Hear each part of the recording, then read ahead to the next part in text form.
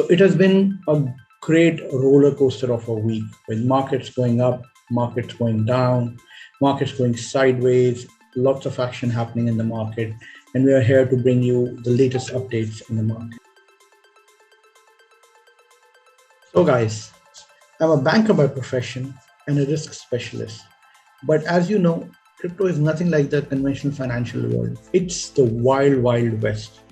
So we try to capture whatever relevant information that is out there and bring to you. Before we go any further, I would like to highlight that this content is only for education and entertainment purposes. If you're seeking I'm not a financial advisor. If you're seeking financial advice, go ask a professional. But I would only suggest that do your own research. It's your capital. Be careful what you invest in. Do not FOMO into trades. Do not sell based on a FUD. So do your own research. So I was talking to a friend of mine who's excellent in technical analysis, and I explained to him that this year it's more of a year with a lot of fundamental analysis rather than the technical. So yes, technical analysis will help you to make quick trades in a shorter time frame, but based on the economic uncertainty that is out there, most of your trades should always have a context of the fundamental analysis. So you should always look into the projects that have a valid use case that you think will be bearing the test of times in these bear markets, because these bear markets are slow, painful grind, and we're heading towards a crypto winter that might last from 9 months to 1.5 years time. So we would really want to be investing in projects that have the grit and the substance to survive these times. So let's dive into what are the market updates. Mr. Jerome Powell, who has been up to printing money for as long as I remember, the Fed increased the interest rates from between 50 and 75 basis points. And the market still rallied. It's just unfortunate that the market was expecting 100 basis points, and anything short of that, they actually thought it's a relief rally. So a day after Fed basically increased 75 basis points in the interest rates, the market got a relief rally. But however, that was very short-lived, and rightly so, because they don't still trust the Fed, and the fact that interest rates are going to be going up faster and sooner, and that's what Jerome Powell has indicated. However, he's also promising that he doesn't want to push the world economy into a conscious recession, but a lot of economists think that we are already in a mild recession.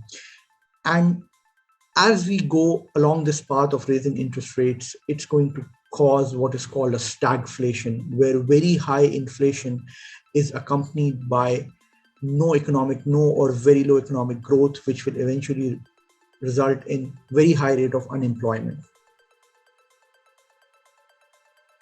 In addition to this, there's a lot of FUD that is happening in the cryptocurrency space. For example, the Three Arrows, which is a huge hedge fund, which is a major cryptocurrency hedge fund, and it's also a liquidity provider for a lot of exchanges, is expected to go insolvent. It has already gone insolvent. That's huge news, and it would have a massive repercussions on the cryptocurrency economy.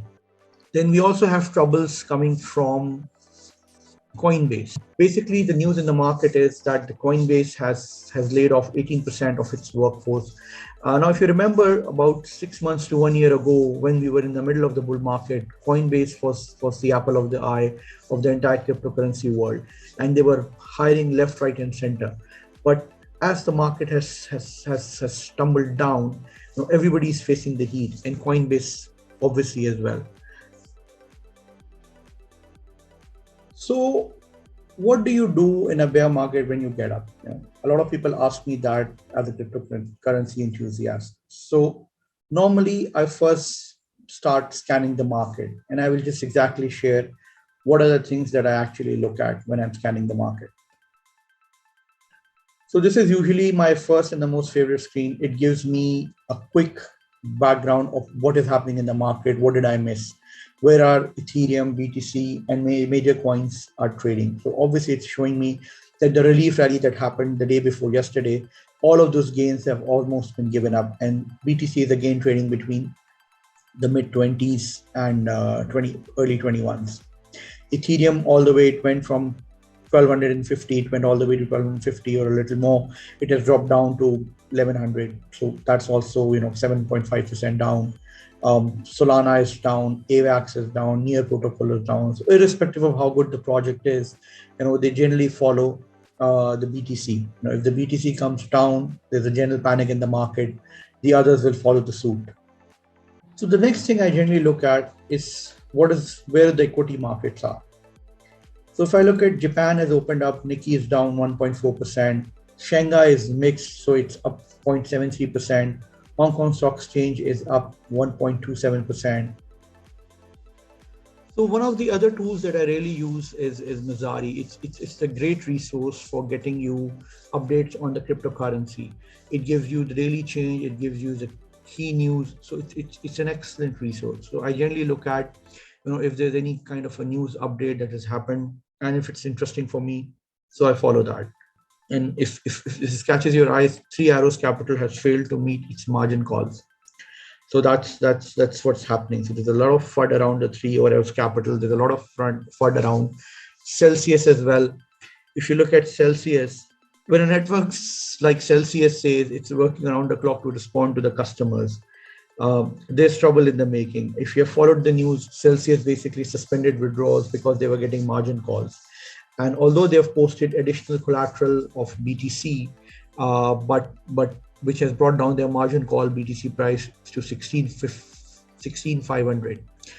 But the problem is that as BTC is in a downward spiral, as BTC prices keep on going down, a lot of these large institutional players, which are the whales, are going to start seeing their margin calls because they're also leveraged. So they have taken money from investors and then lended out that money at a leverage to make the spread. So right after checking the equity market update on CNBC and a quick cryptocurrency update on Mizari, I generally like to check what is happening on the fear and greed index.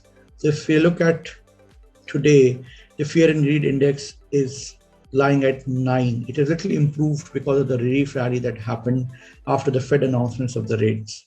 But there's still extreme fear in the market because the general economy and the markets are expecting a recession to kick in as the rates are continued to increase by the Fed.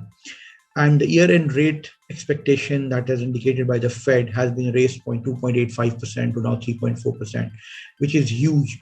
So right now also we are about in the range of 1.5 to 1.75%, and we're looking at 3.4%. That's technically going to double the rate, which means that the equity markets and the global financial markets are going to take a beating. And if you look at the cryptocurrency market, it is already on the extreme far end of the spectrum of risk reward ratio. So it's an extremely risky and volatile assets anyways. So and there's a lot of correlation between the tech stocks and cryptocurrency market. So what's going to happen is that as the equity market continues to tumble, the cryptocurrency markets will also see a lot of further pain and blood on the street. After I look at the fear and greed index, one of the things that I always try to look for is where the Grayscale Bitcoin Trust is trading. So right now, Grayscale discount to the market BTC is about 29%. What this technically means that if an institution has to have an exposure on BTC, they can simply go and buy the Grayscale Bitcoin Trust shares rather than going in the open market and buying BTC. This technically translates into the fact that why would an institution buy BTC at 2,600, which is the current rate of BTC as of the market right now, when they can always access BTC exposure by investing into the Grayscale Bitcoin Trust at a 29% discount. After looking at the GBTC discount, which is currently at 29%. I also look at the CoinGecko, which basically gives me the market change in my favorite cryptocurrencies. So if you look at the top 20 coins, you see that in the past 24 hours, Bitcoin has lost 5.3%, Ethereum is down 7.1%. But what is more important is what a 7-day chart, 7-day price change is giving me. Bitcoin is down 30%, Ethereum is down about 38%, BNB is down about 25%, Cardano is down by 21.6%, Solana 22%, Polkadot, which is an excellent project, one of my long-term buys, is down by 20.8%. Avalanche is down by 32.9%. Chainlink, one of my all-time favorites, one of those coins that's going to definitely survive this bear market, is already down 29.3%. So what this is showing is that the market continues to take a hit, take a beating. The difference between the last May crash that happened that wiped out about $1.2 trillion of the cryptocurrency market, and within a space of 1 week, it was the May crash that happened, and the one that has and the downtrend that has happened since November 2021 to today, is that was very sudden. Within 2 weeks, the market was down from 63,000 all the way to 29,000 bottom. However, from November, what has happened is it's continuously grinding down, slow, and it's painful, and more people are getting caught up in these relief rallies, which are called dead cat bounce or bull traps. And they show a green day or 2 green days, and people FOMO into it, and then they trade, and the next day the market goes on another 20 to 30%. If it's an altcoin, Bitcoin about 10% and Ethereum about 10%. So there are 3 stages of the bear market. The first one is called the unwind, where people still are in a frenzy mode, excited over the bull run, they have made money, and suddenly market starts to go down. They're in a disbelief and denial, and there are frequent relief rallies, and you see a lot of influencers saying, the market is trending back upward, bull run is back, and people keep FOMOing into those green candles and continue to get wrecked. But the general trend of the market continues to go down. The second is the forced capitulation stage, where people have lost so much money that they are forced to sell because they don't want to lose all their money. All their favorite coins that had pumped up 3x, 5x, 10x, lose 80 to 90% of the value. And you're not sure, if you're ever going to recover from that. So people basically sell and run away from the market. The third stage is the most painful one, where this bear market turns into a crypto winter, and it is market moves sideways and slowly downward. And most people lose their faith and conviction into the cryptocurrency. However, this is where the wealth is made. If you're a builder, keep building what you love. Keep working on the blockchain the blockchain that you love. If you're an investor, preserve your capital. If you have lost a lot of money, your spot account, hold on to your coins. You've already lost a lot of money, so there's no point selling or giving away your coins to the whales, because this is exactly what the whales want. Whales don't want you to succeed. However, what we have seen is that no matter how bad the bear market is, Bitcoin survives, cryptocurrency survives, blockchain as a technology survives. Blockchain is revolutionary. It is challenging the typical conventional financial world, which is governed by the central banks, and it is giving them a big middle finger. So guys, it's such a volatile market. How do you actually trade, or should you trade at all? Well, Keynes, who was one of the most famous economists of the 20th century, said, markets can remain irrational longer than you can remain solvent.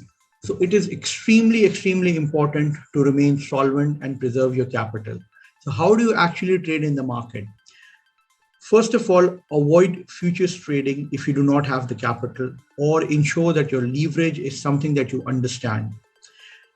You need to understand where your stop losses are, because the markets are taking a wild swing, And if you are doing a 10x leverage, that simply means that a 10% move, which is highly likely in these markets, can eradicate your capital within a 1 hour candle. So you need to be very, very careful on what your leverage levels are, what your stop loss levels are, what your take profit levels are. So with so much volatility in the market, how do you actually trade such a market structure? The one important thing that you need to ensure is that you are trading very, very carefully, because the market is extremely volatile. There are swings within a 30-minute candle of up to 10% on both sides. This is something called whipsaw. The whales would like to show you a green candle where most people would like to FOMO in. And in the next candle, or a 30-minute time frame, or a 15-minute time frame, or even a shorter time frame like 5 minutes, can be an extremely brutal downward wick and can liquidate you. So you need to be very, very careful. My first advice is, do not trade in futures unless you have adequate capital size and you understand your leverage, you understand your stop losses, you understand your take profits. Try to trade in spot as much as you can, so you can ladder into your favorite coins over a period of time, even if the markets can go down further from here, which is highly likely, and it is on the cards. So somebody would argue Ethereum is already 80% down. Well, that doesn't mean that it can't go down another 80%. Historically, from the peak, Ethereum and Bitcoin have seen in the bear markets to go down to 90%, and the altcoins have gone bankrupt or lost 99%, or some of the ones that survived lost almost 95 to 97%. So you need to be extremely careful of what you want to invest in, where you want to take your entry points. So first of all, identify good projects. My top 5 projects of the week are Bitcoin, Ethereum, Polkadot, HBAR, AVAX, and Rune. The reason I picked these projects are this: they have business cases, real world use case, and I am extremely confident that these would survive a bear market. So even if you take a trade now, or let's say you wait for an opportunity and the market further goes down, you can always ladder in dollar cost average. So the rule is, do not invest all of your capital right now, because it's highly likely that the markets are going to go down further. Let's dive into our charts and see where we can get some opportunity here. So let's see what the updates are in the markets today. An extremely painful red day, followed by a green relief candle where a lot of people FOMO'd in. But guess what? Those gains receded away and it was whipsawed again the next day. And another big red candle was there. What this teaches us is that we need to be careful, and we need not to get played into the hands of the whales. They will definitely want you to get excited by relief rallies. However, the truth is the market is still in a strong downward trending channel. So we have to be careful about our trades and about our strategy. So I'll show you what are the levels that I would be trading among my favorite crypto coins. And as I said, that even if the market goes down from those levels, I have to ensure that my notional size is reasonable enough that I would be able to dollar cost average and not got caught into the trade. So let's dive into the trading setup and see if we can get any opportunities. Now, I am more interested in doing BTC and Ethereum trade, and probably a Rune trade, because yesterday Rune has lost about 14% in a day, and Rune is an excellent project, one of my most favorite projects in the cryptocurrency space. So I can always, it looks like a good entry point, or probably a little lower that I can see into for a good entry point. So let's see. So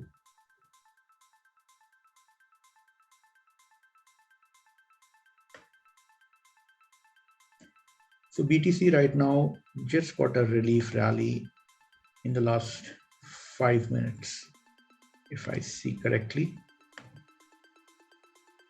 Yeah, and similarly, as the BTC has gone up, then so has Ethereum. If you look at Ethereum's graph, yeah.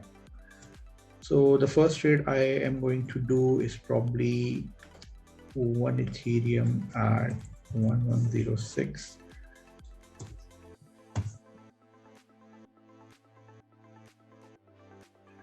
Or probably I would,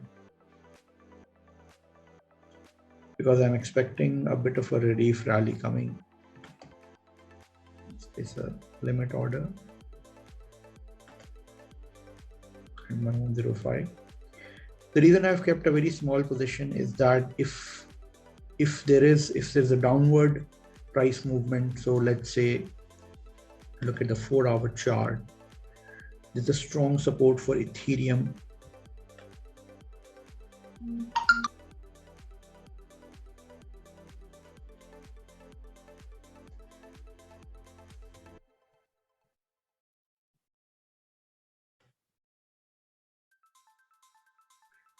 About 1010 it tipped. So basically, even if it goes down about $100, I can always dollar cost average into it. That is why I was saying that, your position size is extremely important, and that will basically ensure that, you make some profit, but do not expose yourself to an unlimited risk. That is extremely, extremely important. Now, the next trade that I think I am interested in is Rune.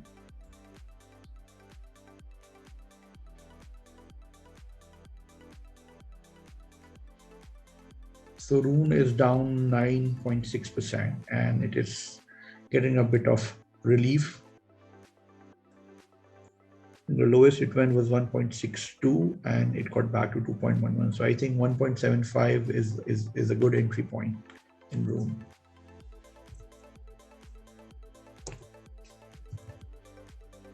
So I'm getting 300 runes, which is roughly about $500 of trade size, my notional size. So I'll keep my trade size small. As I said, that if it goes further down, then I can always dollar cost averaging. That's my strategy.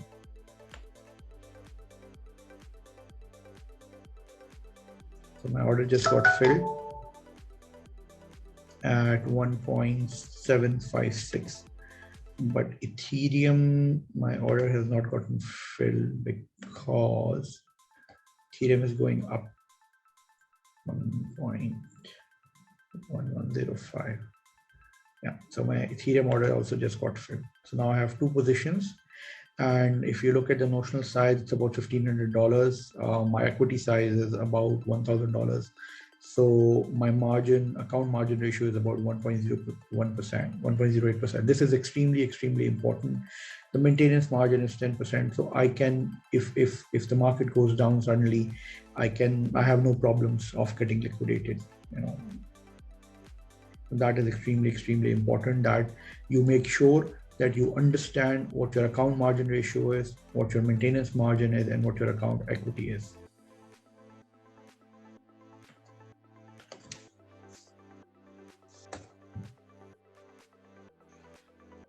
One more trade that I would like to take is Polkadot.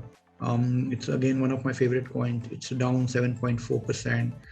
See, it makes a sinusoidal wave. So basically, it peaked when the relief rally came in on the Fed announcement date, and has lost most of its gains. But now the trend is reversing. As I said, that these futures trades are always for the shorter time frames. I'm only looking at shorter time frames.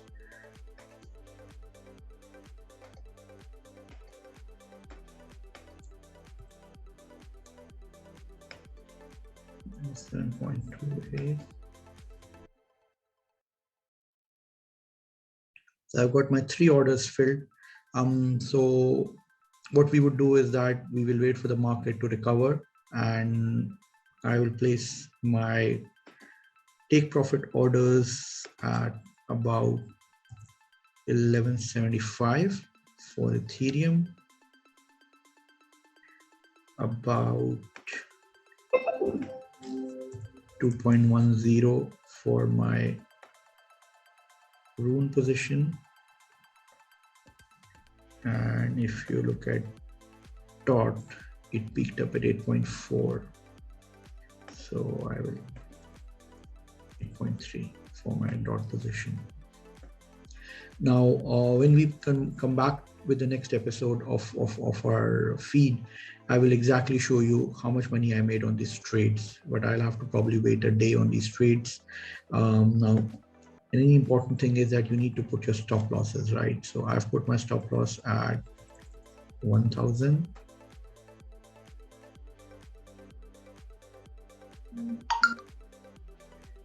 But I won't put my stop loss right now at 1,000.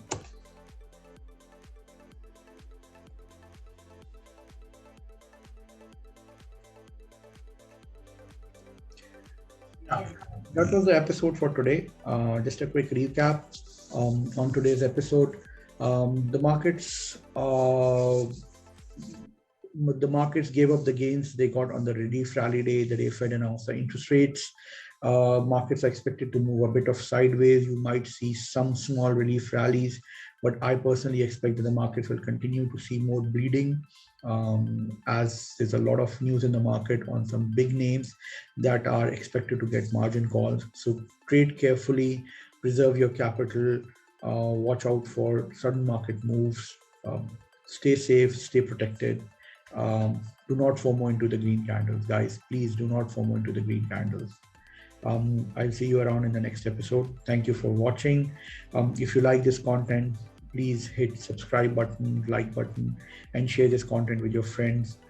It would be great to spread this channel across.